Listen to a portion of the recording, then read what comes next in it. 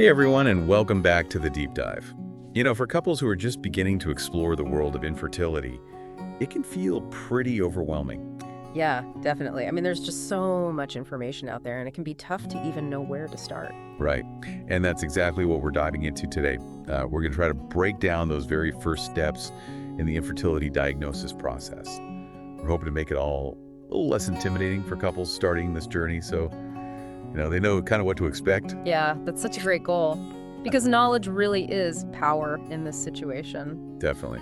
So for this deep dive, we've been looking at a range of resources, from medical articles and fertility guides to personal stories from couples who have been through this. And one of the things that just kept popping up was how important it is to start with a simple visit to your doctor. Absolutely. I think sometimes we can overcomplicate things in our heads. We might think, oh, infertility is this huge, scary thing.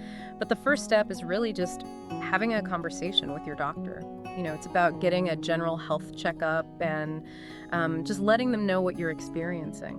Right. And it's not just about, talking about the physical aspects of things. It's also a chance to talk about, any emotional concerns you might be having. Because honestly, let's face it, this can be a pretty emotional journey. Oh, for sure. It's totally normal to be feeling a whole mix of emotions. And I think a good doctor will recognize that and provide support and guidance.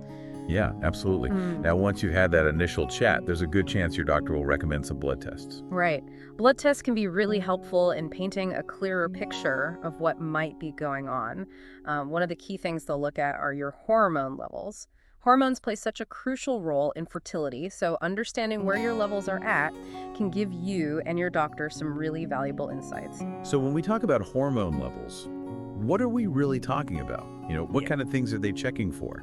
Well, they'll often look at things like FSH and LH levels. These are hormones that are involved in regulating ovulation. So if your FSH levels are higher than normal, for example, it could indicate that your ovaries aren't responding as well as they should be to stimulation. I see. So they're really trying to get a sense of how your reproductive system is functioning. Exactly. And it's not just about the female partner's hormones either. They'll often check the male partner's hormone levels as well to make sure everything is balanced there. Right, right. And alongside those blood tests, sometimes imaging is needed too. Yeah, imaging can be really helpful for visualizing the reproductive organs and identifying any potential physical issues. A common type of imaging used in infertility diagnosis is an ultrasound. So for folks who haven't had an ultrasound before, what does that actually involve? It's actually a pretty straightforward procedure. They'll basically use sound waves to create an image of your internal organs.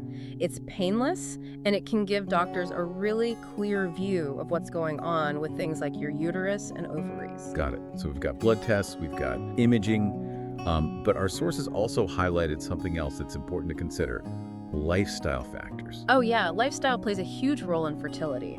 Things like diet, exercise, stress levels, sleep, they can all have a big impact on your reproductive health. So it's not just about medical interventions, it's about taking a holistic view of your health, right? Exactly. It's about empowering yourself to make positive changes that can support your fertility journey. That's a great point. And it brings us back to that idea of knowledge is power.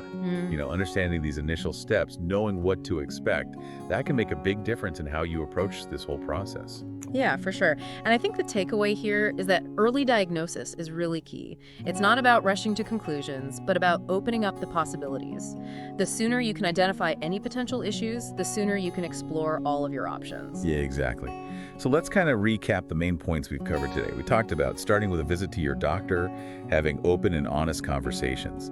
We discussed the role of blood tests in checking hormone levels, and we touched on imaging like ultrasounds and the importance of considering lifestyle factors. That's a great summary. It's a lot to take in, but remember, you don't have to do it all at once. Take it step by step, and don't be afraid to ask questions. Absolutely. There is help and support available, and taking these initial steps is the start of finding it.